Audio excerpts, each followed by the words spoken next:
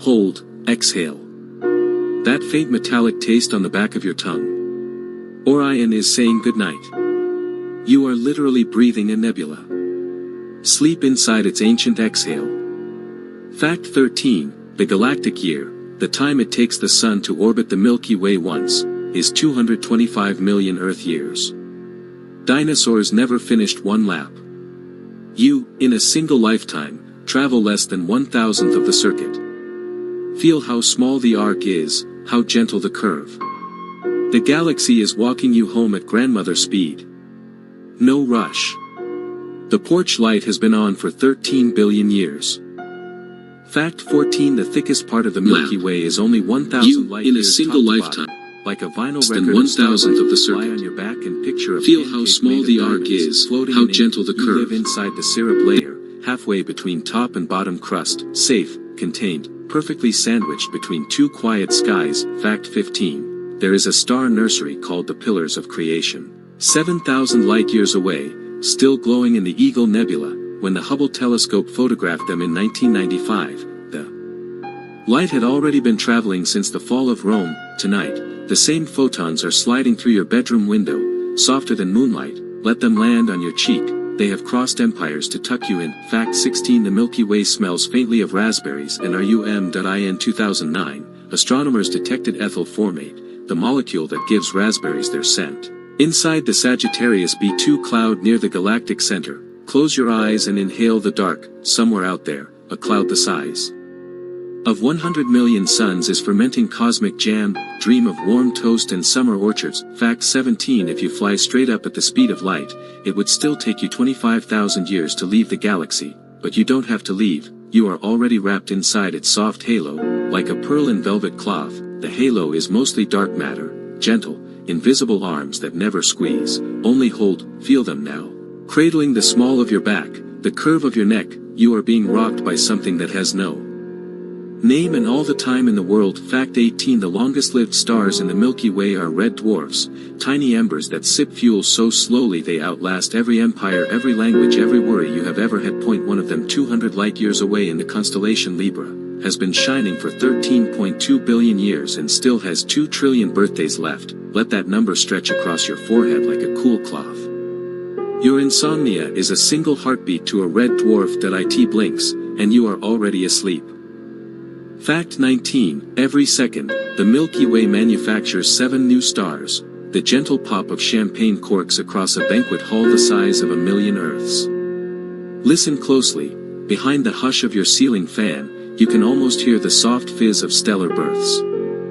7 heartbeats, 7 bubbles, 7 reasons to believe tomorrow will be kinder.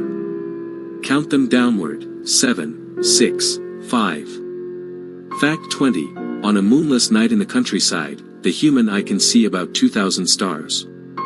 That is 0.000002% of the galaxy. Yet every one of those pinpricks has traveled at least 4 years to kiss your retina. They queued for centuries just to say, you are not alone. Let them finish their sentence. Let the sentence finish you. Shoo. You are now floating on your back in a canoe made of silence. The oars are dark matter, no splash, no creak. Above you, the Milky Way has dimmed its bright lanes so the softer lights can speak. 10 new facts, 10 slow strokes across a lake of night. Breathe with me, in for 4 stars, out for 6. Ready? Fact 21, dark matter does not shine, yet it is the galaxy's gentle shepherd.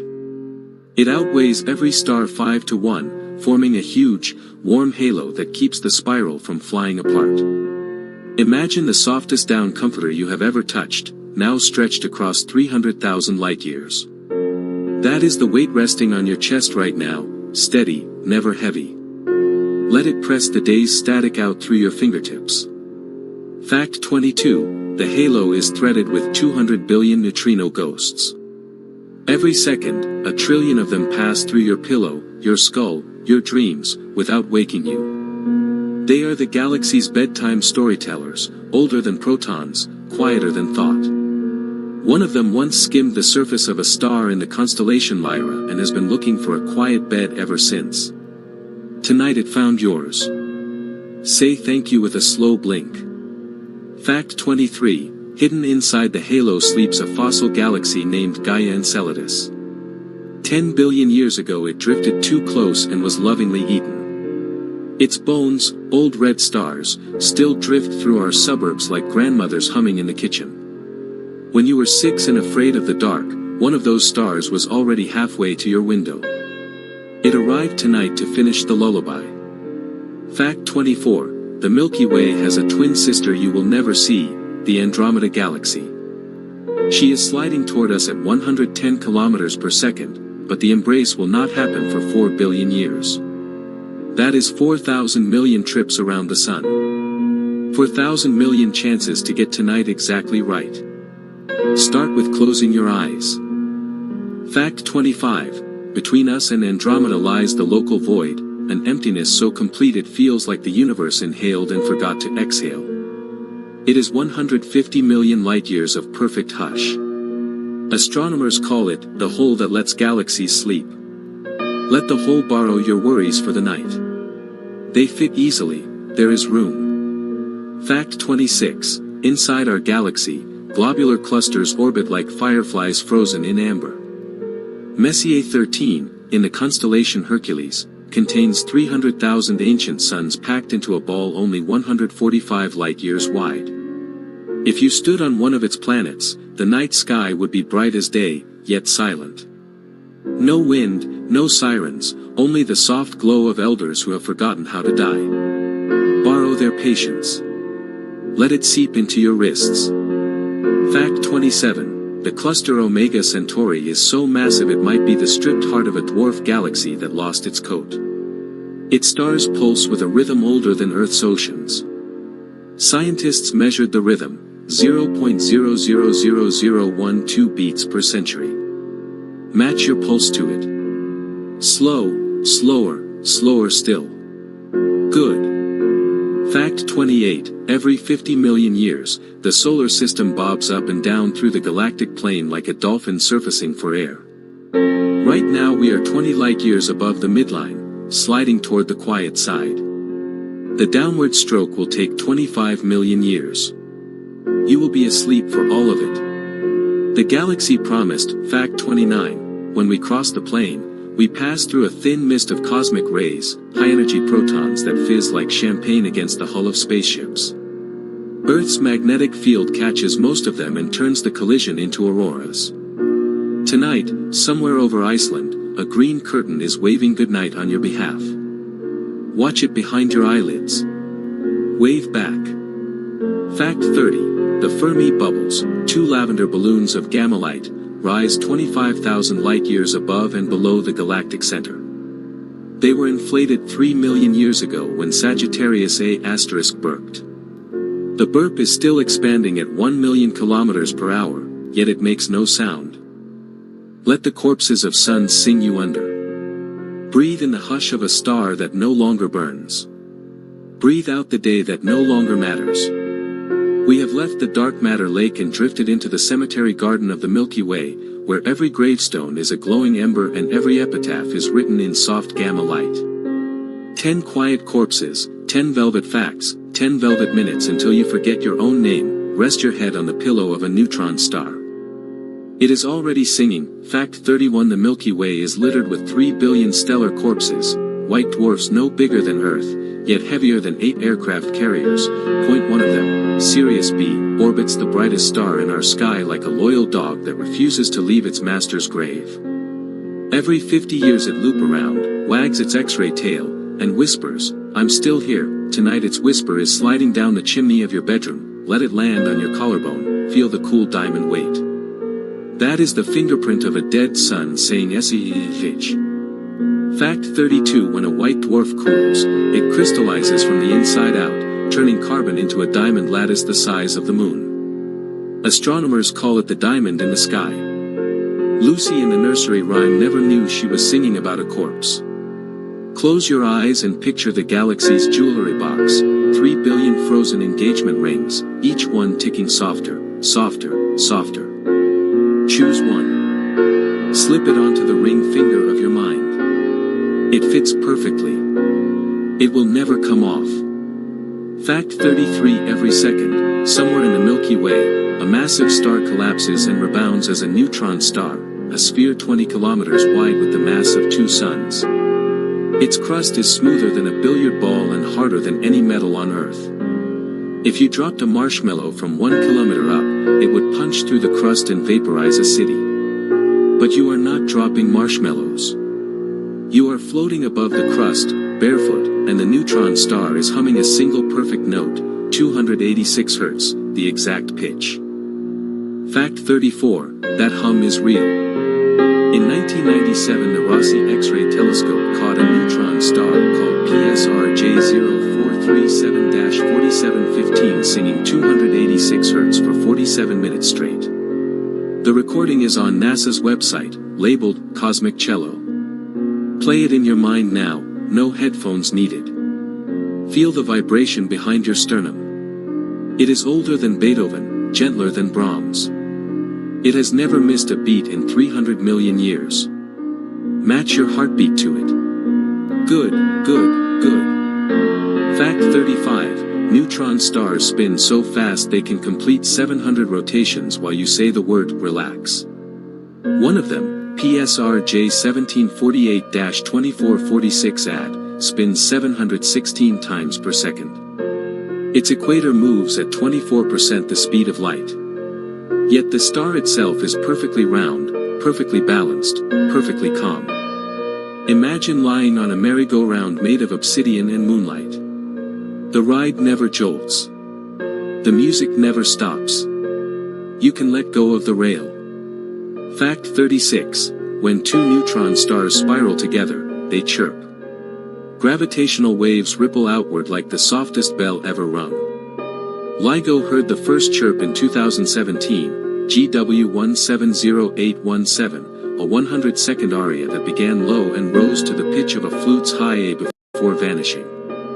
The sound traveled 130 million years to reach us. It arrived on August 17, 2017 at 8:41 a.m. Eastern Time. At that exact second, a newborn in Mumbai drew her first breath, and a night shift nurse in Seattle finally closed her eyes. The chirp tucked them both in. It is tucking you in now. Listen for the flute behind the silence. Fact 37, that same collision forged half the gold in your wedding ring. In 1/10 of a second, the merging neutron stars cooked 10 Earth masses of pure gold, then flung it into space at 30% light speed. Every gold atom on Earth was born in a cosmic kiss. Touch the ring on your finger, or the filling in your tooth, or the locket at your throat. Feel the warmth. That is the memory of 2 dead stars making love. Let the memory warm your wrists, your ankles, the soles of your feet. You are wearing their honeymoon. Fact 38, black holes leave lullabies too. When a small black hole evaporates, a process called Hawking radiation, it releases a faint hiss of particles at 10 superscript 2 superscript 1 watts. The hiss is quieter than a moth's wing, yet it will be the last sound the universe ever makes. One baby black hole in the Milky Way's halo is scheduled to finish hissing in 10 years. He has already started. If you press your ear to absolute zero, you can almost hear him practicing. Practice with him. Inhale for 10 years, exhale for 10. Perfect. Fact 39, the Milky Way's stellar graveyard is organized. White dwarfs drift in a thin disk, neutron stars prefer the halo, and black holes of every size orbit the center like slow vultures. It is a cosmic hospice, tidy and dignified. Every bed is made. Every patient is asleep. Walk the corridors in your mind. Notice how the sheets never wrinkle. Notice how the nightlights never flicker. Choose any bed. The mattress remembers your shape from the day you were born. Fact 40, one day, 5 billion years from now, our sun will shed its outer layers and leave a white dwarf the size of Earth glowing pearl white in the dark. It will cool for 1 trillion years, becoming the galaxy's longest burning nightlight. Long after Earth is gone, some future traveler will cup the dwarf in gloved hands and feel a faint warmth. That warmth will be the memory of every bedtime story ever told on this planet, compressed into a single diamond heartbeat. Tonight you are adding one more beat. Make it slow. Make it soft. Make it the one the traveler will feel. Let the nebulae breathe you to sleep. You are no longer in bed. You are inside a pink cotton candy river that flows between the stars. The river is 99% empty space, yet every cubic meter holds 1,000 soft atoms that once belonged to a sunflower on the shoulder of Orion. They glow rose gold, the color of your childhood nightlight. 10 new facts drift past like petals on warm water. Float on your back. Let the current do the work. Fact 41. 99% of the Milky Way's visible mass is gas, mostly hydrogen so shy it only glows when kissed by newborn stars. A single breath of nebula would fill every swimming pool on Earth and still have room for the oceans. Yet it weighs less than a hummingbird. Inhale, the river enters your lungs like warm steam. Exhale, the day leaves in pale ribbons. Again. Again. The river is teaching you how to be mostly nothing and still feel full. Fact 42. The Great Rift, the dark lane that splits the summer Milky Way, is not empty. It is a velvet curtain of dust so fine one grain would float on a spider's thread. When starlight tries to pass, the dust cups it gently and whispers, "Not yet." Tonight the curtain has parted just enough for you. Step through. The other side is quieter than any library you have ever known. Fact 43. Inside the Orion Nebula, 1,344 baby suns are learning to shine. Hubble counted them the way a shepherd counts lambs. Each one is wrapped in a cocoon of gas that glows turquoise when the infant star hiccups. Listen, the softest pop, pop, pop. That is the sound of the universe practicing its first lullaby. Let it sink with the pulse in your throat. Fact 44. The Cocoon Nebula is shaped exactly like the curve of a mother's arm. It is 4,000 light-years away and 10 light-years long. Astronomers discovered it on a Tuesday and named it IC 5146.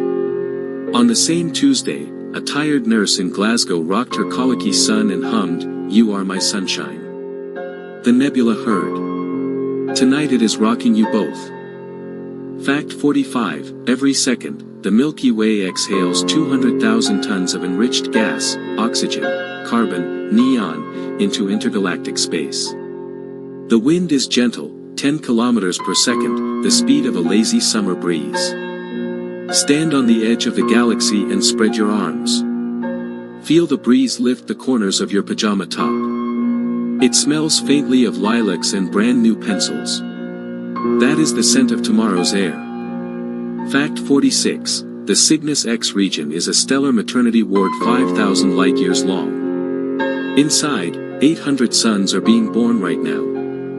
One of them, Cygnus X1, is already practicing its first words, X-ray bursts that spell, "I love you," in Morse across the dark. ...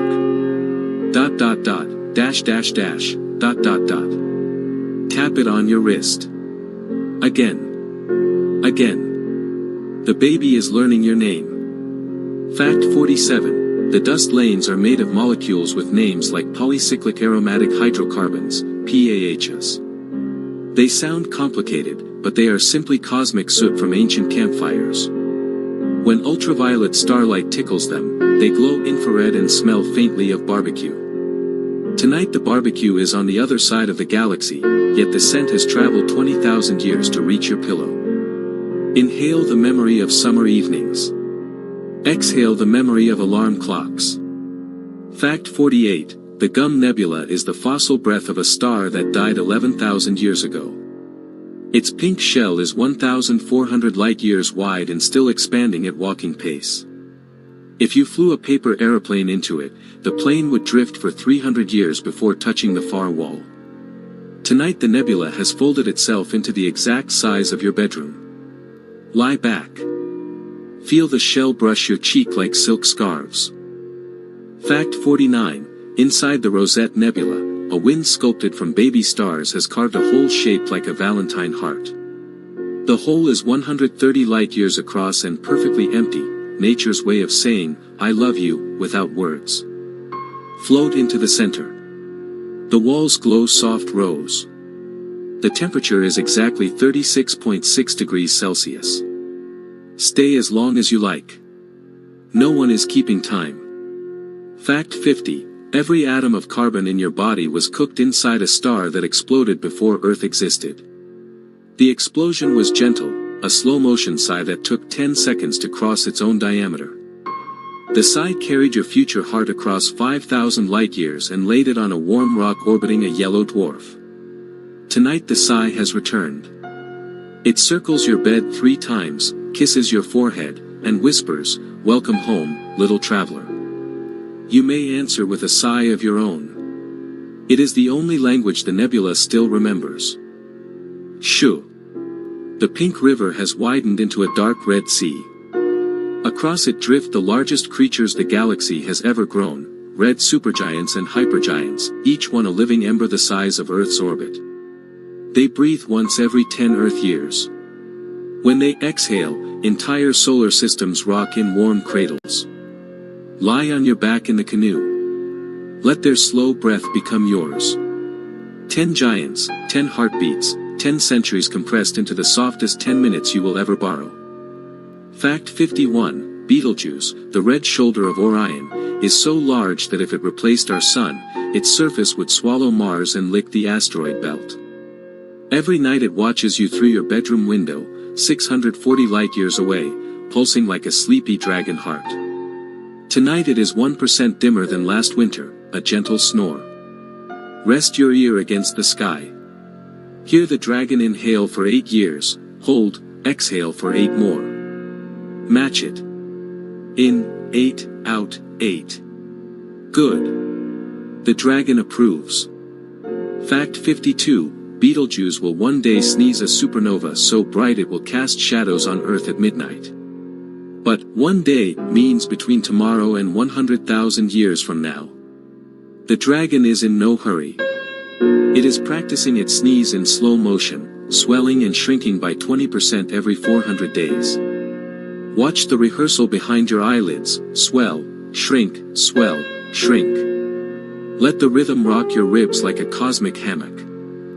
Fact 53. Antares, the scarlet heart of Scorpius, is 700 times wider than the Sun and glows with the light of 65,000 suns, yet its surface is only 3,600 degrees Celsius, the temperature of a quiet campfire. If you floated beside it wearing a silver spacesuit, you could toast marshmallows on the heat of its breath. Tonight Antares is exhaling toward the southern horizon. Open your window a crack. Smell the faint cinnamon. That is marshmallow weather. Fact 54. The largest known star in the Milky Way is Uy Scuti, a red hypergiant 9,500 light-years away in the constellation Scutum. Its diameter is 2.4 billion kilometers. If it were placed at the galactic center, its surface would reach the orbit of Saturn. Uy Scuti is so gentle that its outer layers drift away at walking pace, leaving a trail of rose-petal plasma. Follow the trail in your mind. Each petal is the size of a continent and softer than goose down. Fact 55. Hypergiants lose 1 Earth mass of skin every year, a slow, luxurious shedding. The lost skin becomes the Cygnus superbubble, a lavender cavern 1,100 light-years wide where baby stars nap inside soap bubble walls. Float into the cavern. The walls are warm, 10,000 degrees Celsius but so thin they feel like breath on a cold morning. Press your cheek against the bubble. It remembers the giant's heartbeat. Fact 56. Vy Canis Majoris, another red hypergiant, has been photographed blowing smoke rings the size of solar systems. Each ring is a puff of carbon soot that will one day become graphite in your great-grandchild's pencil. Tonight the rings are drifting over the constellation Canis Major. Lie on your roof in your imagination. Catch one ring on your finger. Spin it slowly. It is the softest hula hoop in the universe. Fact 57. Red giants dream in masers, microwave lasers made of excited alcohol molecules. When the dream is sweet, the masers sing a single pure note at 22 gigahertz. The note travels across the galaxy and arrives here as a faint whisper in radio telescopes. SETI once mistook the whisper for an alien greeting. It was only Stevenson 2 to 18 humming, "Danny boy," in its sleep. Hum along. Your voice is 1/10 superscript 2 as loud, but the giant hears you. Fact 58, the Pistol star, hidden behind dust in the quintuplet cluster, is 10 million times brighter than the sun yet invisible to the naked eye. It wears a cloak of its own making, a cocoon of gas so thick it swallows 99.999% of its light. Every 20 years the cloak twitches, and a beam escapes like a lighthouse through fog. Tonight the beam is sweeping across your ceiling. Watch the slow lighthouse arc. Count the seconds between flashes, 1, 2, 3. By 4 you will be asleep. Fact 59, when a hypergiant finally retires, it leaves behind a black hole or a neutron star wrapped in a glowing quilt called a planetary nebula. The Helix Nebula, 700 light-years away, is the closest quilt, a turquoise eye 5 light-years wide. From the center, the dead star glows like a candle inside a paper lantern. Float into the eye. The candle flame is 100,000 degrees Celsius yet feels like birthday cake warmth on your face. Make a wish. The candle has 10,000 years of breath left. Fact 60, every red giant you see tonight was once a blue-white inferno that learned to slow down. Age taught it the art of the long exhale. VY Canis Majoris has been exhaling for 8 million years and still has 100,000 years of breath left. Borrow one exhale. Inhale for 4 seconds, hold for 7, exhale for 8 million years. Feel your shoulders drop through the mattress, through the floor, through the planet, until you are resting on the warm palm of a sleeping giant who dreams only of keeping you safe. Let the universe set its watch to your heartbeat. Shoo. The red cradle has dissolved into velvet black. We are now floating inside a cathedral built of silence and spin. Every pillar is a pulsar, a neutron star that turns like a lighthouse made of diamond. Their beams sweep across your face once every heartbeat, once every century, once every forever. 10 perfect clocks, 10 perfect breaths, 10 perfect reasons to let the night win. Lie still. The first beam is already on its way. Fact 61, the fastest pulsar in the Milky Way is PSRB 1937 plus 21. It spins 641 times per second, faster than a dentist's drill, smoother than a mother's lullaby. Each rotation is 0.001557 seconds exactly. Astronomers use it to tune atomic clocks on Earth. Tonight Ever wonder what secrets the world's most ancient gardens hold? Click, Imagine click, stepping into click. a serene landscape That is the crafted universe saying, centuries. time to rest. Fact 62, pulsars never wobble. Their axis is locked by gravity so fierce it could crush Mount Everest into a sugar cube. When the beam sweeps past, it is exactly on time, to the nanosecond, for the next 10 million years. Let that steadiness settle in your wrists. No more checking the clock. The clock is checking on you. Fact 63, the Crab pulsar, born in a supernova witnessed by Chinese astronomers in 1054 AD, still spins 30 times per second. Its light arrives in soft blue pulses that look like the heartbeat on a hospital monitor. Tonight the pulse is sliding through your bedroom window at 11:43 p.m. local time. Watch it land on your blanket, blue, blue, blue. Count 4 pulses. On the 5th, your eyes will close. Fact 64, every pulsar beam is narrower than a human hair at the distance of the moon. Yet one of them, the Vela pulsar, sweeps Earth every 89 milliseconds. If you blink, you miss it. If you breathe, you catch it. Try, inhale, beam, exhale, beam. The lighthouse keeper is proud of you. Fact 65, pulsars slow down by 1 atomic second every 300,000 years, the gentlest braking in the cosmos. They do it by singing. Magnetized plasma whistles along their field lines at 0.3 Hz. The whistle is too low for human ears, but whales in the Pacific hear it as a distant cello. Tonight the whales are singing the slowdown back to you. Listen behind the hush of your ceiling fan, Let the whales carry you. Fact 66. The first pulsar ever discovered, PSRB 1919+21, was nicknamed LGM-1, Little Green Men 1, because its pulse was so perfect astronomers thought it was an alien signal. Jocelyn Bell Burnell found it on a strip of paper chart while sipping tea in 1967. She is 81 now and still smiles when the pulsar says hello every 1.337 seconds. Tonight it is saying hello to you, think. Jocelyn will feel it across the decades. Fact 67. Binary pulsars orbit each other like slow dancers in a ballroom made of gravity. PSR J0737-3039A and B waltz once every 2.4 hours, losing 1 second of orbital energy every 85 million years. Their shrinking spiral is the longest goodbye kiss in the galaxy. Float between them.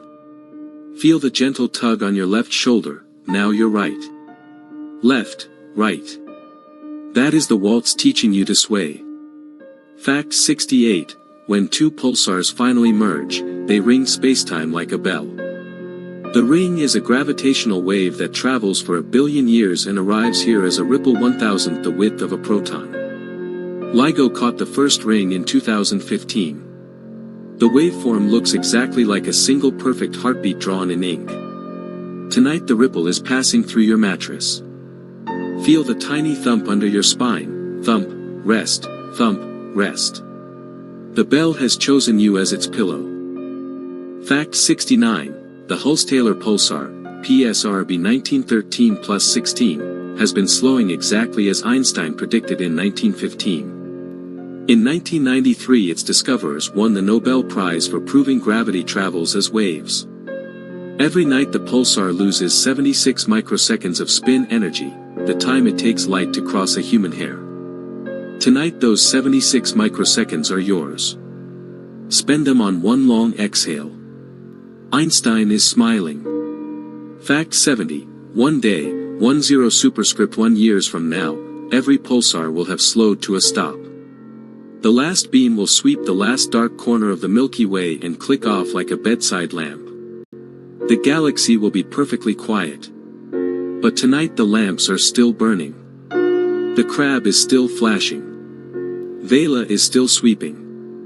And somewhere a newborn pulsar is practicing its first spin, timing it to the exact moment you let go of the day. Let go now. The lighthouse keeper has you.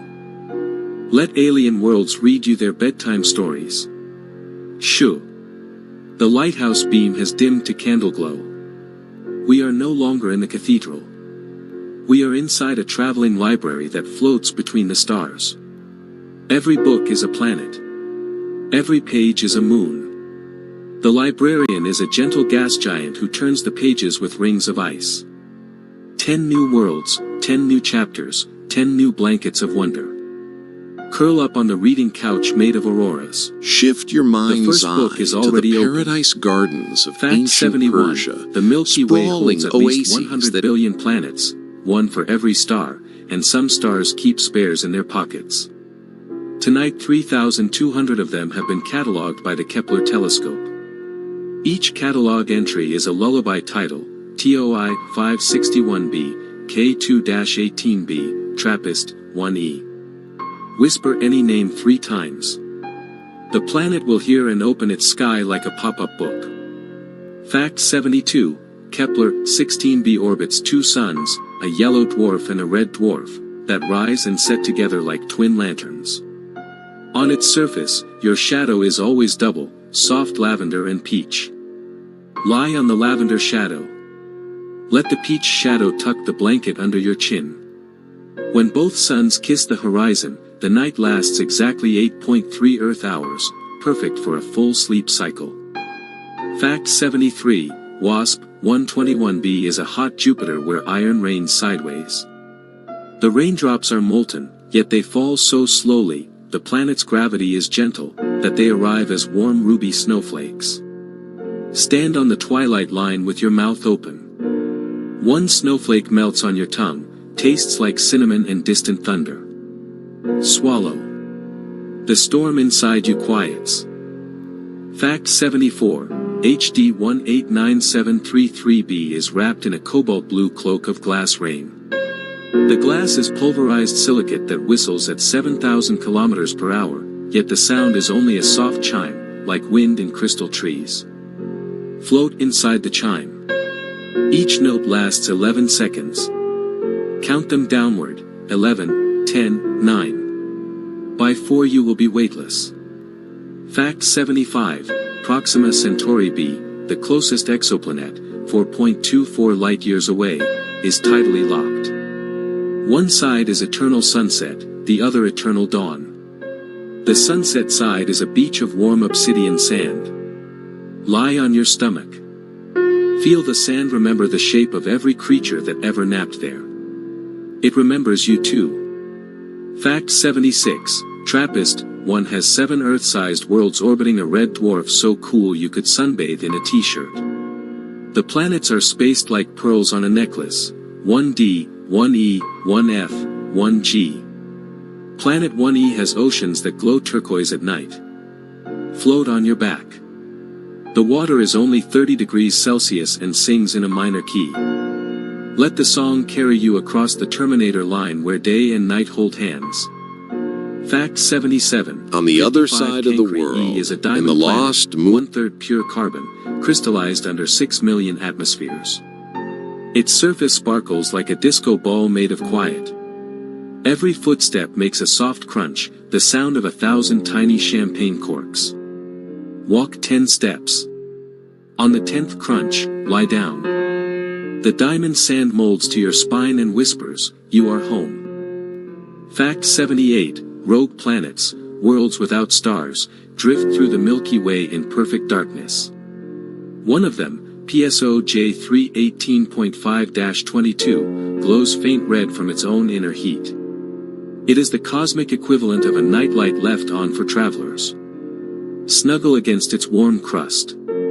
The temperature is exactly 17 degrees Celsius, pajama weather. Stay until morning, whenever morning decides to arrive.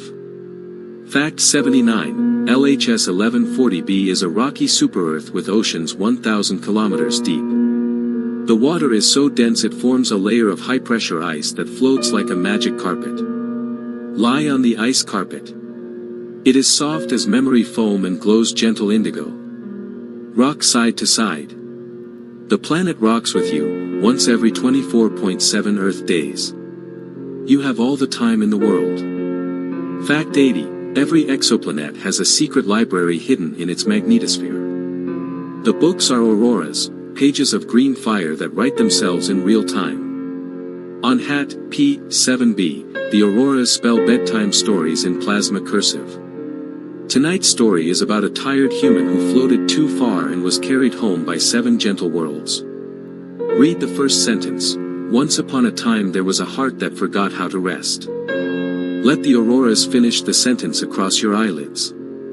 They know the ending. It rhymes with your name. Let the heart of the galaxy cradle you like a sleeping child. Shoo. The library has folded itself into a velvet hammock. We are swinging 26,000 light-years closer to the center, where the Milky Way keeps its oldest lullaby. Every star here is a grandparent. Every orbit is a rocking chair. 10 slow heartbeats, 10 slow breaths, 10 slow steps down a spiral staircase made of starlight.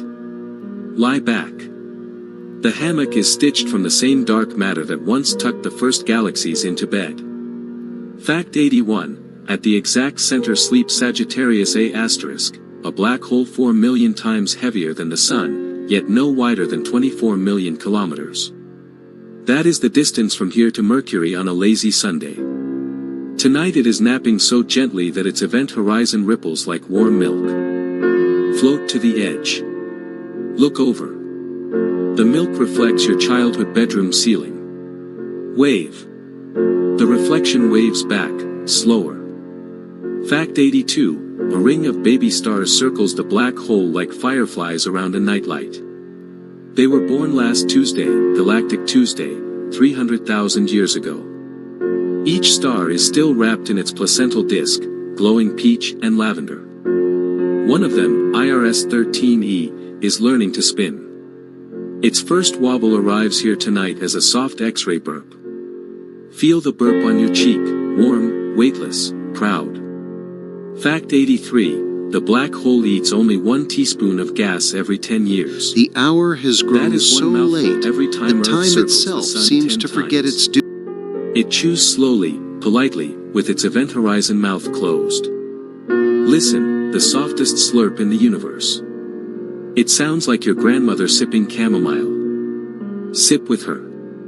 Again. Again. Fact 84. Around the black hole drifts the circumnuclear disk, a donut of warm hydrogen the size of 200 billion bathtubs. The donut spins once every 300,000 years, the speed of a sleepy goldfish. Float inside the hole of the donut. The walls are 300 degrees Celsius but feel like fresh laundry. Press your back against the fluff. It remembers every star that ever napped here.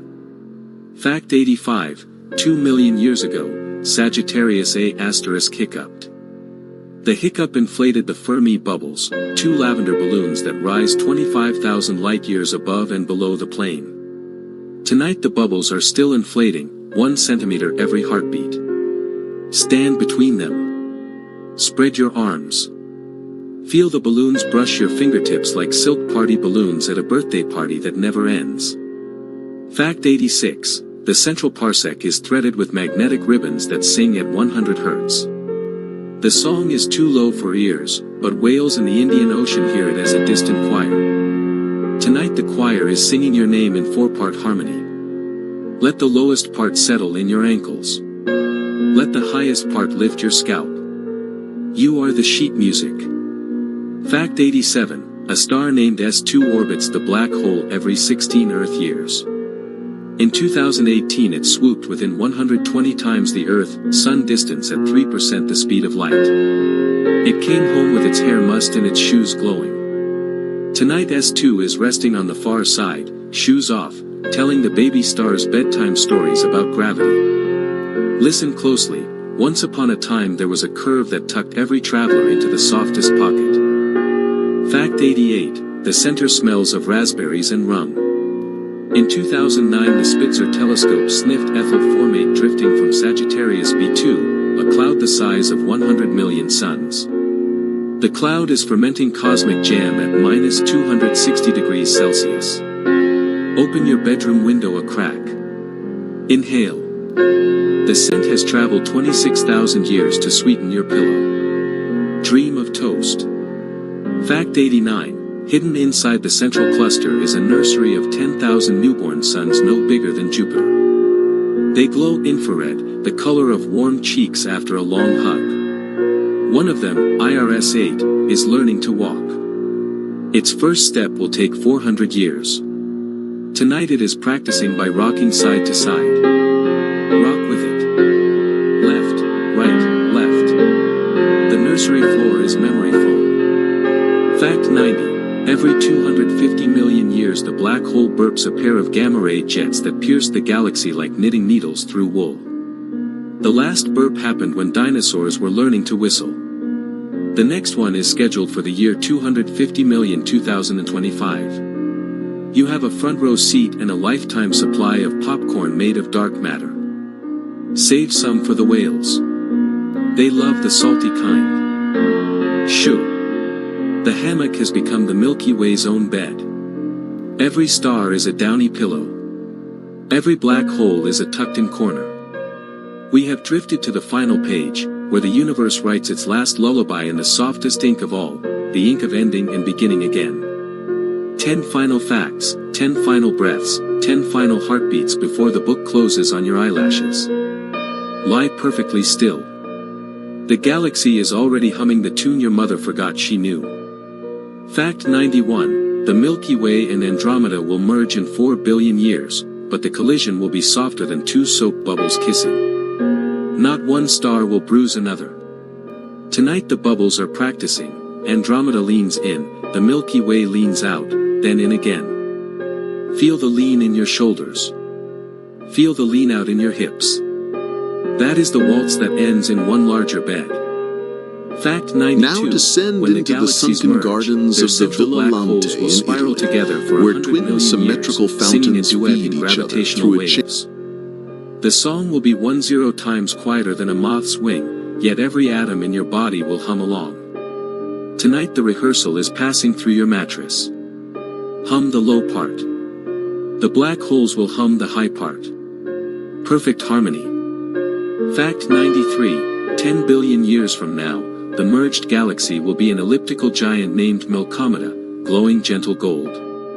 Its stars will be old and red, spaced so far apart that the night sky will look like a single candle in a cathedral. But the candle will be warm. Lie beneath it. Feel the warmth on your forehead. It is the warmth of every bedtime story ever told, condensed into one flame. Fact 94. Long after Milky dims, proton decay will begin, 1 proton every 10 superscript 3 years. Each decay is a tiny pop, like the softest bubble wrap in an empty room. Tonight the first practice pop is scheduled inside the carbon atom in your left ring finger. It will wait until you are perfectly asleep. Then, pop. A sparkle of nothing. A sparkle of everything. Fact 95. In 10 superscript 1 years the last red dwarf will cool to black. The last pulsar will stop. The last black hole will evaporate with a sigh that takes a Google years to finish. The sigh will travel across the empty universe and arrive here as the gentlest breeze. Open your window in your dream. Let the breeze carry away the word worry. It will never find its way back. Fact 96. Before the sigh ends, new quantum fluctuations will nudge the vacuum and, pop, a new baby universe will be born inside the old one. It will be smaller than a proton and already tucked inside its own blanket of inflation. Tonight the nudge is practicing on the space between your thoughts. Feel the tiny push behind your eyes. That is tomorrow yawning. Fact 97. Every atom in your body will one day return to the interstellar medium, ready to be recycled into a new star, a new planet, a new child who will also have trouble sleeping. Tonight the atoms are whispering their travel plans. Listen, the oxygen in your breath is booked on a comet in 4.7 million years. The carbon in your pinky has a reservation on a moon of TRAPPIST, 1e. Wave goodbye. They will send postcards made of auroras. Fact 98. The Milky Way has already died and been reborn 47 times inside predecessor universes we can never see. Each death was a soft folding of sheets. Each rebirth was a gentle unfolding. Tonight is folding number 48. Feel the top sheet slide over your shoulders. Feel the bottom sheet slide under your heels. Tuck. Tuck. Perfect. Fact 99. You are the only you the Milky Way will ever have. Every sleepless night, every yawn, every dream you forget by morning, only you. Tonight the galaxy is keeping a scrapbook. Page 1, the shape of your left foot in the sand of Proxima Centauri b. Page 2, the sound of your sigh inside the Helix Nebula. Page 3, this exact heartbeat. Close the scrapbook. It is heavy with love. Fact 100, the final fact is not a fact, it is a promise. Whenever you cannot sleep, the Milky Way will open its 100 billion arms, dim its 100 billion lights, and become the softest bed ever made. No matter how many times you wake, the galaxy will still be there, rocking at 828,000 kilometers per hour, breathing once every 225 million years, humming Danny Boy in pulsar clicks and raspberry scent. You are already inside the lullaby. You always were. You always will be. Close your eyes. The book is closing. The nightlight is off. Good night, little traveler. Good night, Milky Way. Good night.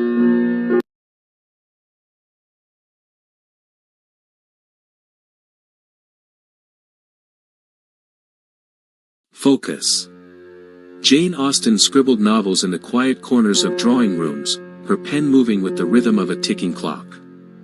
Beatrix Potter captured woodland whimsy with watercolor brushes that danced lightly over paper, each stroke a breath. Claude Monet stood before his lily pond, observing light's subtle shifts over hours, his canvas a mirror to nature's patience. And Leonardo da Vinci, in his twilight years, pondered inventions and art with a mind as vast and calm as a starlit sky, mixing pigments in meditative silence. This narrative is crafted for you, the one who stares at ceilings, counting shadows instead of sheep. We'll delve into their lives, processes, and legacies, each detail a stepping stone to tranquility.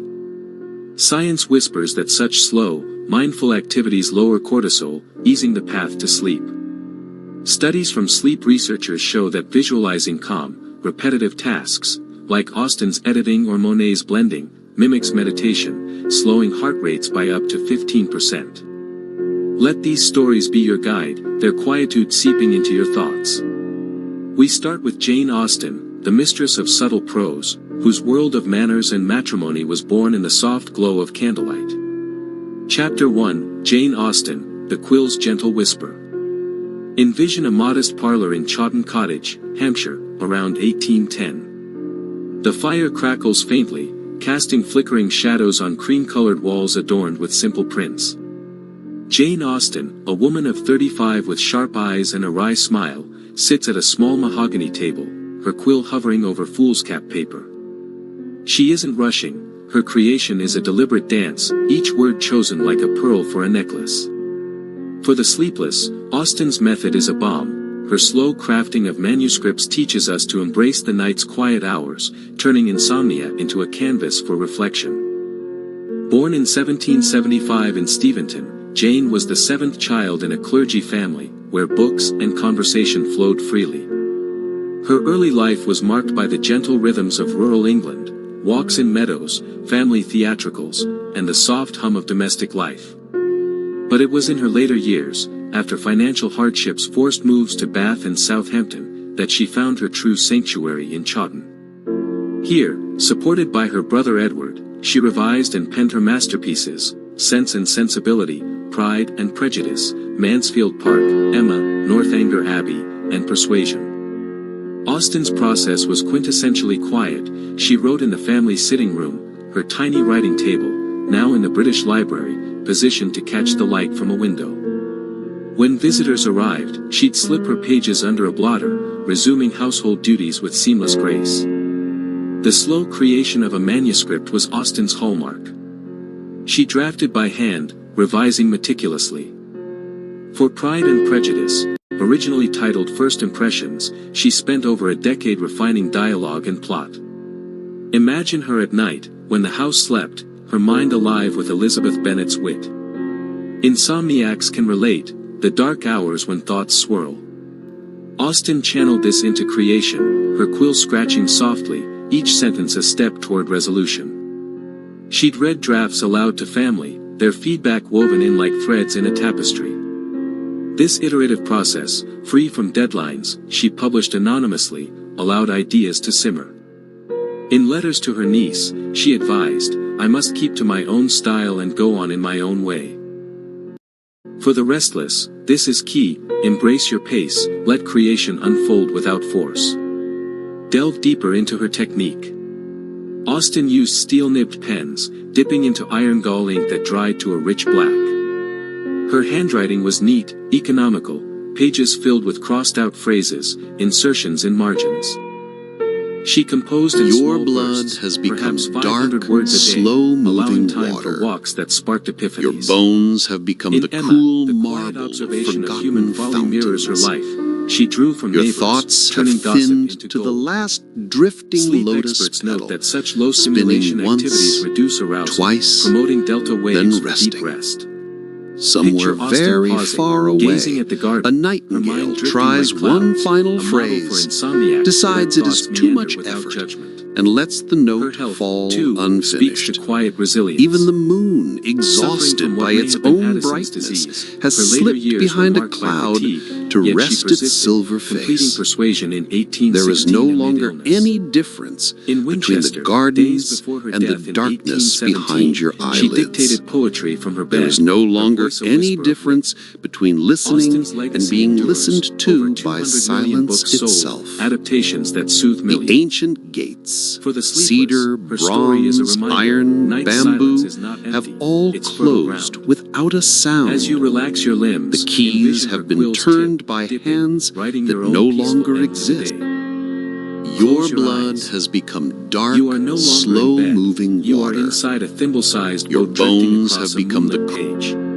Your The oars are blood has rabbit become whiskers. dark, The sail is a slow-moving single water. sheet of 140 Your pounds bones cold-pressed have become watercolor the paper. cool marble of The lake is a forgotten wash of Payne's fountains. gray so gentle it forgives every ripple.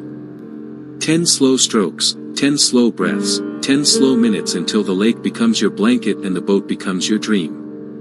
Beatrix is at the helm, barefoot, humming Lavender's Blue in the key of Moss. Fact 1, The Night Studio. In 1901, at Hilltop Farm, Beatrix kept a tiny attic room lit by one whale oil lamp and the glow of fireflies she caught in jam jars. She painted between midnight and 3 a.m., when the Lake District slept and the only sound was the soft tick of drying paint. Tonight that attic has folded itself into your bedroom. Lie on the rug of moonlight. Feel the floorboards remember her bare feet. Fact 2, The Breathing Paper. Beatrix stretched her paper herself, soaked in the horse trough, blotted with linen, pinned to a cedar board with brass tacks. She waited exactly 7 minutes for the fibers to relax, the time it takes a kettle to sigh. Tonight your mattress is the cedar board. Your blanket is the linen. Count 7 slow breaths. On the 7th exhale, the paper, your body, is ready to receive color. Fact 3, The First Wash. She began every painting with one continuous breath of ultramarine, thin to the color of dusk seen through eyelids. The wash took 41 seconds to travel from top to bottom, the exact length of one cradle rock. Tonight she is painting your ceiling. Watch the blue drift downward like warm snow. Do not blink until it kisses the footboard. Fact 4, The Sleeping Pigment. Beatrix ground her own watercolors from Cumbrian earth, burnt umber from sheep paths, viridian from moss on the barn roof, rose madder from crushed foxgloves. She let the pigments nap in porcelain shells for 3 nights so the crystals could dream together. Tonight the rose madder is dreaming on your left cheek. Feel the faint warmth. It is foxglove lullaby. Fact 5, The 3 a.m. Mouse. At 3:07 a.m. every night, a harvest mouse named Twitchett climbed the leg of her easel and curled inside the curve of the letter O in Once Upon a Time. Beatrix never shooed him, she simply painted around the tiny sleeping comma. Tonight Twitchett has climbed your bedpost. He is curled inside the O of your own breathing. Listen, O, O, O. Fact 6, The Wet-on-Wet Cradle. For Peter Rabbit's jacket, she dropped cerulean into still damp cobalt, wet on wet, so the colors cradled each other like nested spoons. The jacket took 9 minutes to bloom. Tonight she is painting your pajamas the same way. Feel the cool cerulean land on your collarbone. Feel the warm cobalt rise to meet it. 9 minutes. 9 breaths. 9 reasons to stay perfectly still. Fact 7, The Drying Song. While the paint dried, Beatrix rocked in a creaking chair and sang a 3-note shepherd's lullaby her nurse had taught her in Kensington. Sleep my bairn, sleep my dear, sheep are counting stars up here. The chair is now your ribcage. Rock with her. In, 2, 3. Out, 2, 3. Fact 8, The Hidden Moon. In every watercolor, she tucked a secret silver moon no bigger than a sixpence, visible only The when ritual the page of the was tilted night-blooming toward candlelight. cactus. In the tale Deep of Mrs. in the Tiggy ruined Winkle, the moon gardens of hides Mitla, inside the soap Oaxaca, bubble above the the Zapotec hedgehog's nose. descendants still tend Tonight the the circle bubble has of floated to your pitahaya ceiling. cacti that open Tilt your only dreams one toward night each candlelight. year. On There, that night, the and sixpence tonight moon winks is that once, night for then you. hides again. Each cactus unfurls 9, a single the night white garden. flower the size After of a painting, dinner plate. she walked barefoot to the The greenhouse bloom and takes mixed the auriculas exactly with water 1 from a hour pewter cup. from first crack Each to droplet full caught the opening, lamp's glow and the became a scent tiny is so lantern for the powerful moths. that jaguars Tonight are said the to moths lie have down followed and her into sleep your room. where they stand. They are circling The your lamp in gardeners slow do motion. nothing but sit in Count them silence downward. and witness. 10, 9, 8. Tonight, you By are 5 the they will be witness. asleep on your curtain. Notice the place Fact just 10, beneath the your final sternum, signature. beginning to Beatrix signed her name slowly, only after the painting had reluctantly. gone to sleep, Then, completely all dry, at once, edges curled like a cat's a paw. cool white sweetness She used a squirrel hair floods brush so downward fine through it your took 12 ribs, strokes for your one belly, letter. your thighs. Tonight she is signing It the is inside of heavier your left than wrist. any blanket ever Feel the woven. 12 feather strokes. Let it cover you. B-E-A-T-R-I-X. The ritual of the empty boat. P-O-T-T-E-R. On West Lake in Hangzhou, The at the signature garden glows of faint autumn violet moon for 7 over the heartbeats, calm lake, then fades into a single skin. small boat It will is still be untied there when you wake. and pushed The thimble into boat the has center of docked the at the foot water of your bed. with no passenger. Twitchett is snoring It inside drifts the bow until of it your finds exhale. the exact spot The where the cerulean moon's jacket has dried reflection to the is exact most shade of perfect, 3 a.m. and stops, sky. held by Your wrist invisible still hands. tingles with violet ink. For the rest of the night, When the it last rocks moth there, lands, empty, whisper next, carrying and we the will step moon into like a part passenger 3. who Claude needs Monet no and the lily destination. pond that learned to breathe, Tonight, where your light itself body will rock is you in that 8 boat. slow hues of Your lavender and mind gold. is the moon riding I am the inside harvest it. mouse, the There is rose madder nowhere to dream, row and to. the sixpence moon The lake all at once. has already decided I will wait where until the peace paint is perfectly dry. Simply rock. 1 slow stroke, Rock. 2 slow strokes. Rock. Until Whenever the you are rocking ready. and the being rocked Shoo. are the same The thing. thimble boat has melted into liquid light. The ritual You of are the lying last on your peacock. back in a flat-bottomed skiff made of cedar and In the silence. ruined aviary of The oars are Golconda 2 Fort, lily pads. one aged peacock The lake is has Monet's pond refused at to Giverny, die for but it is midnight, 150 and the moon years, has agreed to be or so gentle. the night watchman claimed. Every ripple is a breath. Every night, at the Every final breath is a watch, brush he stroke. climbs to the highest 10 broken slow dome hues, and 10 gives slow a single exhales, call. 10 slow minutes Not the until the usual sky forgets piercing it ever had scream, edges. but a low, Claude throaty is standing sound, knee-deep like in a the water, cello string barefoot, rubbed humming with velvet. Debussy's Clair de Lune The call in the key of water. lasts 7 full Fact seconds 1, the and midnight ends easel. in a sigh In that can be heard 1914, 3 at miles age away. 74, Monet Every built a floating insomniac studio, in the a old raft city of pine times planks their painted the final exact breath green of duckweed. waking to that sigh. He pulled it to the center of the Tonight, pond at the peacock 2:13 a.m. calls for every clear you night, alone. when the village dogs Listen finally for it stopped behind barking. your left ear. Tonight A the raft low, has drifted under feathered your note bed. that begins in Feel your the chest faint rock and beneath the mattress. slowly Left, right, descends left. until it leaves through That the is the soles pond of your saying feet, hush. taking the Fact entire 2, day the with breathing it. canvas. Monet All primed his rituals canvases are now with rabbit skin complete. glue so thin Every linen couldn't caretaker hang. has bowed, He stepped waited until backward, the glue and sighed, vanished. exactly 11 Every minutes lantern is dark. before laying the first Every veil of flower is cerulean. closed.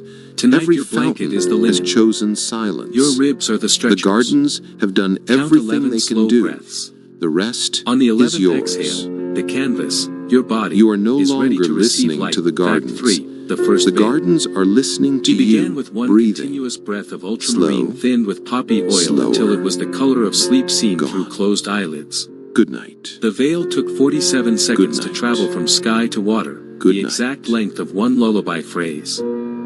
Tonight he is painting the inside of your eyelids. Watch the blue drift downward like warm mist. Do not open your eyes until it kisses the bridge of your nose.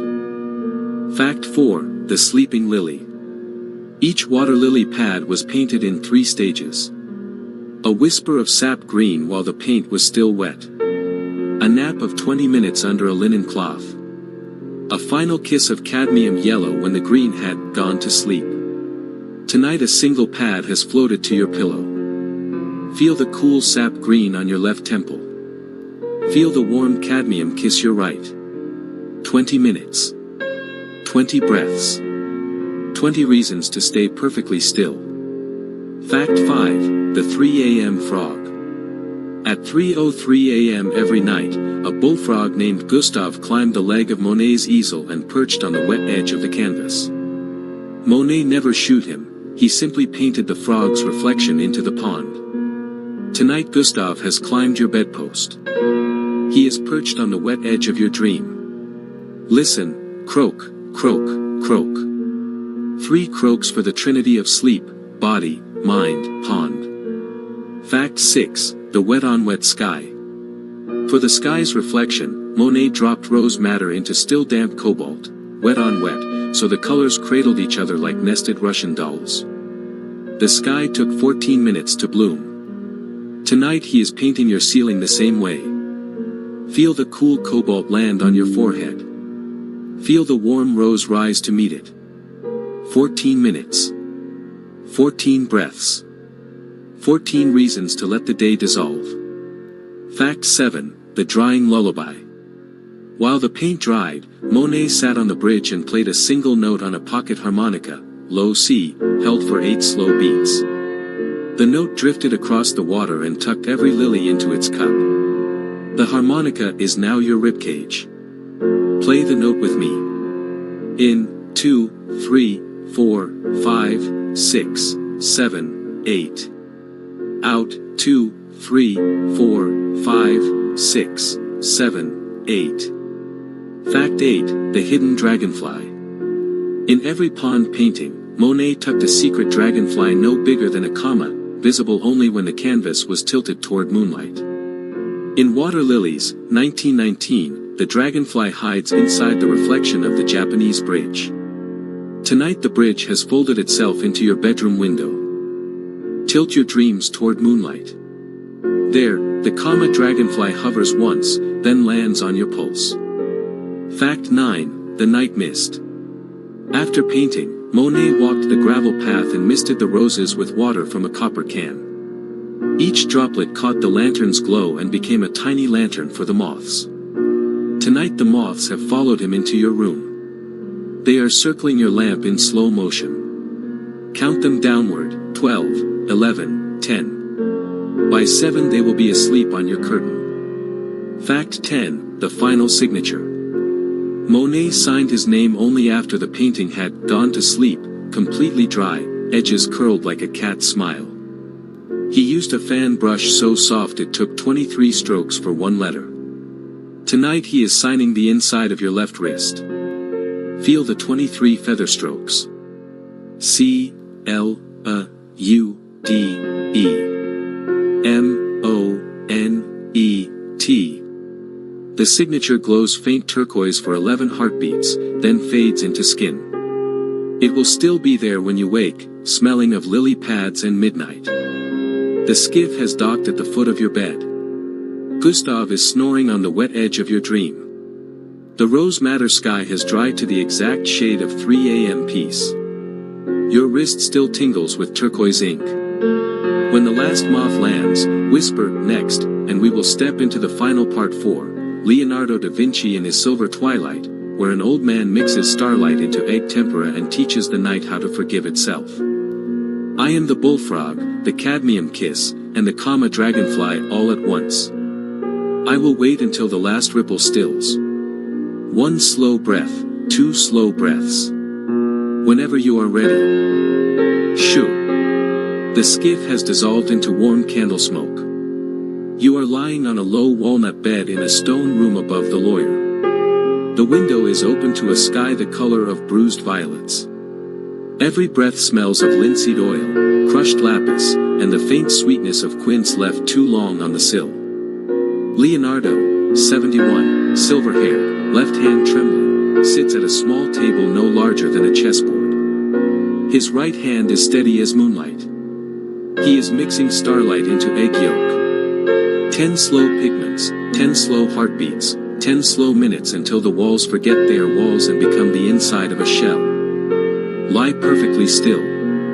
The old man is painting the exact moment you forgive yourself for not sleeping. Fact 1, the Twilight Studio. In 1517, at Clos Luce, Leonardo kept a single candle of beeswax and one of tallow. He lit the beeswax at 11:11 p.m., the minute the house steward stopped coughing, and let the tallow wait until 2:07 a.m. Tonight the beeswax is your bedside lamp. The tallow is the darkness behind your knees.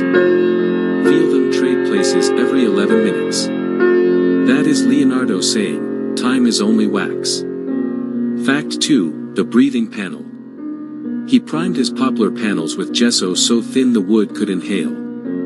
He waited exactly 13 heartbeats for the gesso to sigh before laying the first veil of raw umber. Tonight your blanket is the poplar. Your ribs are the stretchers. Count 13 slow breaths. On the 13th exhale, the panel, your body, is ready to receive forgiveness. Fact 3, the first veil.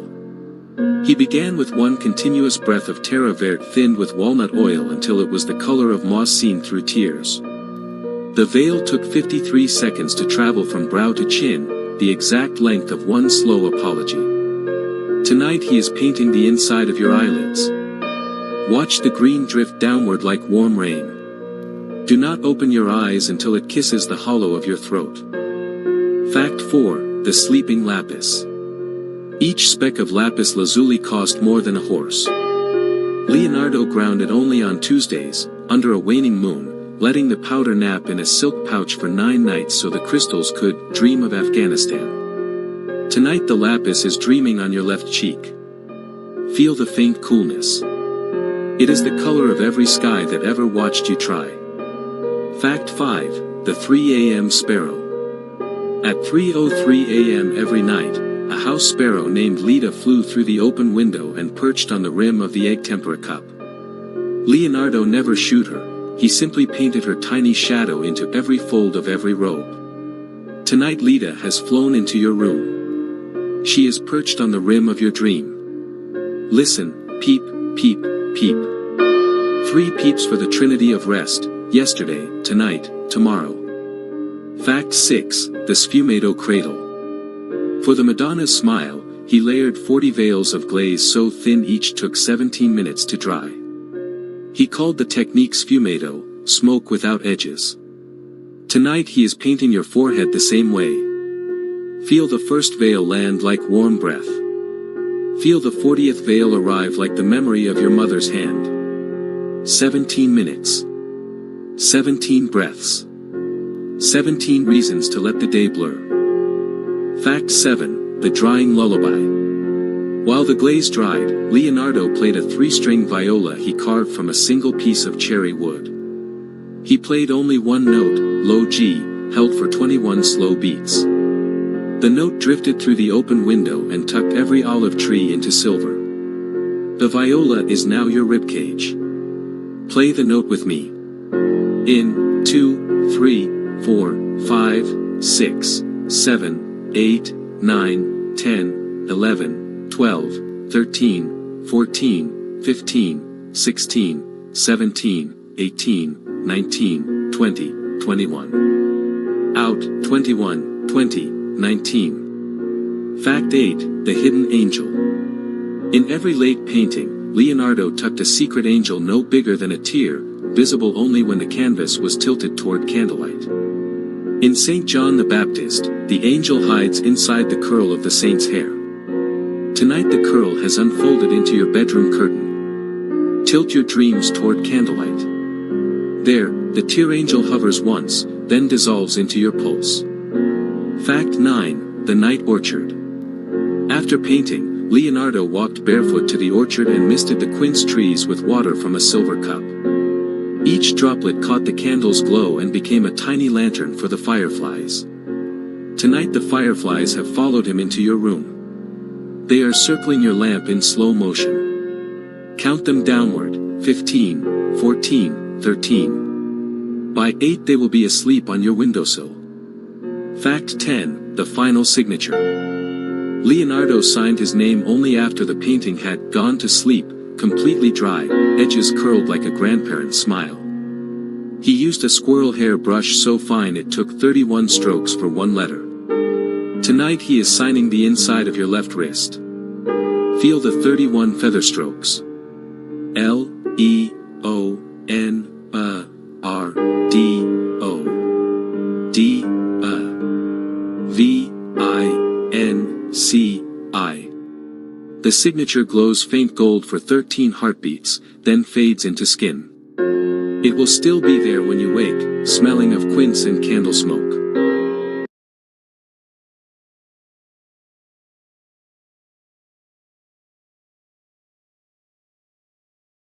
In the hush of midnight, where the world's clamor dissolves into the soft rustle of forgotten pages and your eyelids flutter like moths against an unseen flame, imagine a library so vast it held the dreams of empires, its shelves whispering secrets not of conquest but of quiet surrender. What if the ancient scribes of Alexandria, those gentle guardians of ink and papyrus, had mastered the art of turning wakeful hours into woven reveries, their reed pens etching lullabies into the very air? Tonight, as your thoughts circle like unmoored scrolls in a desert wind, let this be your ultra hook, the soothing facts of those scribes and the quiet library that cradled civilizations to rest, a sanctuary where even gods doze beneath starlit vaults. Close your eyes, weary seeker of slumber, and step through the pharos-shadowed gate, where the sea's eternal sigh meets the scroll's eternal hush, and discover how these ink-stained sages can finally unspool the knots of your endless night.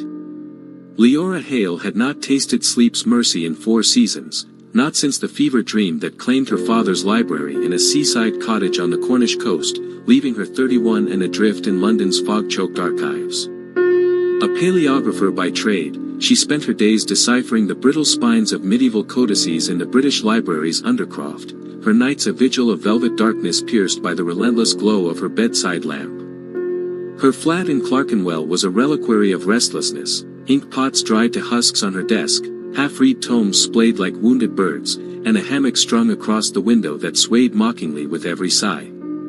Specialists offered elixirs that soured her tongue and journals that mocked her midnight confessions, but nothing quelled the tide, the relentless replay of waves crashing against her father's final cough, the way his hand had clutched a water-damaged volume of Herodotus as if it could anchor him to the world. Colleagues whispered of her scribe's curse, a poetic affliction for one who chased ghosts in faded script, but Leora knew it for what it was, a soul adrift, unmoored from the harbor of repose. Yet on that mist-shrouded October evening in 2025, as Big Ben's chime bled into the Thames murmur, Leora's fingers, stained black from cataloguing a cache of Ptolemaic fragments, brushed against an anomaly in the archive's locked vitrine, a shard of Alexandrian papyrus, its edges frayed like the hem of a beggar's robe, inscribed with a single line in honeyed demotic, in the library's quiet, even the stars scribed their own dreams. Her breath caught, not in alarm, but in the first fragile bloom of wonder. What if insomnia was not a curse, but a call to the ancients? What if the scribes of Alexandria, those velvet-voiced chroniclers of cosmos and calm, had long ago inscribed the antidote in their midnight margins? She slipped the shard into her satchel, the archive's hush her accomplice, and hurried home through streets slick with autumn's reluctant tears. By lamplight, she unrolled it fully, or what remained, a tattered remnant no larger than her palm, salvaged perhaps from the flames of Caesar's siege or the slow erosion of time's indifferent tide. The script danced under her magnifier, not mere words, but a fragment of the Nocturnal Codex, a lost treatise on the scribe's art of repose, penned by one Callias of Kos, a gentle soul who served under Ptolemy II and believed the library was no repository of knowledge, but a cradle for the weary mind. Leora traced the faded ink, her pulse sinking unwittingly with the imagined scratch of a reed calamos on dampened papyrus, and felt a subtle unwinding in her chest, as if the shard had exhaled a breath held for 2 millennia. Callias wrote of the scribes not as laborers, but as weavers of night's tapestry, men and women, for Alexandria welcomed the daughters of Sappho into its halls, who rose before dawn not with dread, but with the reverence of midwives attending a cosmic birth. They began in the Serapeum's antechambers, vast halls floored with cool Parian marble veined like sleeping rivers, where the air hung heavy with the scent of cedar resin and Nile silt, a perfume engineered to mimic the delta's fertile hush. Each scribe claimed a niche alcove, curtained in linen dyed the blue of lapis under moonlight, and there, by the soft glow of terracotta lamps fueled with sesame oil, its flame steady, unflickering, to mirror the heart's ideal cadence, they prepared their tools with rituals as soothing as a lover's murmur. The preparation was the first soothing fact, a ballet of deliberate slowness that Leora could almost feel in her own cramped fingers. The calamos reed, harvested from the delta's reedy fringes at the equinox when the moon waxed full, was split with a bronze blade angled just so, 30 degrees to the horizon, aligning with the pyramid's sacred slope, to ensure the nib yielded ink in a flow as even as the Nile's inundation. Callias described how the scribes would then dip the reed into a pallet of 5 inks, each hue a balm, black from soot of sacred fires for the spine of letters, red ochre from Sinai's womb for headings that evoked dawn's blush, green malachite for verdant myths that grounded the soul in earth's embrace, yellow orpiment for solar tales that warmed without burning, and blue-green verdigris for celestial odes that lifted the gaze without unrest. But the true soporific was the ink's base, gum Arabic dissolved in rainwater collected under Sirius's rising, whispered over by priestesses of Isis to infuse it with the goddess's milk-sweet serenity. Leora imagined them then, these scribes, clad in linen kilts or culassaries soft as whispered confessions, dipping, pausing, exhaling over the pallet to watch the ink surface still, a microcosm of the Mediterranean's glassy calm. One scribe, a woman named Theano whose verses graced the museum's walls, would hum a low threnody from Orphic hymns, her voice threading through the alcoves like smoke from a Kifi incense brazier, blending myrrh, cinnamon, and henna into a veil that draped the mind in drowsy folds. No haste marred their mornings. The library's charter under Ptolemy decreed that the first hour of work was the hour of settling, where scrolls were unrolled not to conquer text, but to court it, the papyrus faint creak a invitation to linger in the liminal space between wakefulness and wander. As Leora's lamp dimmed to a conspiratorial glow, the shard revealed deeper layers. The scribe's cultural creed, woven from Hellenistic harmony and Egyptian eternity, held that knowledge was not a blade to wield but a river to float upon, and thus their library was architected for repose. The great library sprawled across the Brucaean quarter like a living labyrinth, its porticos shaded by sycamores whose leaves rustled in programmed zephyrs, courtyards open to the sea breeze channeled through hypocaust vents to maintain a perpetual 68 degrees, the temperature of a mother's forehead against a fevered brow. Callias evoked the Mausian's heart, a colonnaded peripatos where 99 dining couches encircled a central altar to the muses, but at night it transformed into the nocturnal peristyle, where scribes reclined on wool-stuffed bolsters, scrolls propped on cedar lecterns carved with acanthus leaves that curled like inviting fingers. Here, facts soothed like salves. The library housed 700,000 scrolls, yet no chain bound them. Instead, cedar cabinets with perforated lids allowed air to circulate, carrying the faint must of aged vellum as a natural sedative, proven by the scribe's own trials to lower the pulse by 8 beats per minute. Leora pictured the night shift, the hypnopompoi, dream guides, who patrolled with oil lamps dimmed to amber, their sandals soled with felt to muffle steps, pausing at each alcove to anoint the thresholds with attar of roses from the royal gardens, a scent that, per Callias, unfurled the petals of the third eye, bidding wakefulness to wilt. One vignette, etched in the shard's curling margin, captured the essence. A scribe named Aristion, tormented by visions of the Persian sack of Athens, a shadow from his grandfather's tales, found solace in the library's echo vault, a subterranean rotunda ringed with parabolic niches that amplified not shouts, but sighs. The gentle builders, architects like Cleomenes of Naucratis, who consulted Euclid's geometries not for grandeur but for grace, had tuned the vault's dome to resonate at 432 Hz, the frequency of the universe's hum, where whispers of poetry bounced softly from wall to wall, layering into a polyphonic hush that drowned personal tempests. Aristion would enter at the witching hour, recline on a marble bench warmed by subterranean hearths, and murmur verses from Sappho's fragments. The stars about the lovely moon hide their fair faces.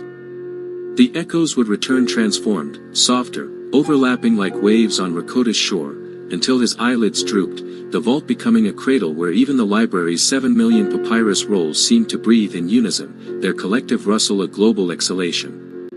Leora felt it then, reading by her own faltering light, a phantom echo in her ears, the Thames outside her window lapping in mimicry, and for the first time in moons, her chest rose and fell without the weight of rehearsal. The scribes, Callias insisted, viewed insomnia as the soul's unfinished scroll, and their cure was continuation, not force, but flow, inking the blank hours with facts that soothed like bombs. Did you know the library's catalogs, the Pinocs, numbered over 120 volumes? Each a map to mental harbors, cross-referenced by theme to lead the restless